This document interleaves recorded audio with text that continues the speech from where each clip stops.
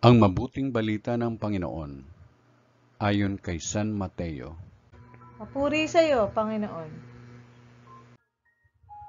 Habang bumababa sila sa bundok, tinanong si Jesus ng mga alagad, "Bakit po sinasabi ng mga eskriba na dapat munang pumarito si Elias?" Sumagot siya, "Paririto nga si Elias upang ihanda ang lahat ng bagay.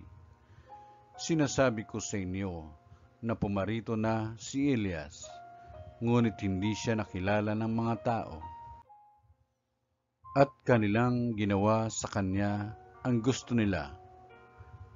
Gayon din naman, pahirapan nila ang anak ng tao." At naunawaan ng mga alagad na si Juan Bautista ang tinutukoy niya. Ang mabuting balita ng Panginoon. Pinupuri ka namin, Panginoong Kristo.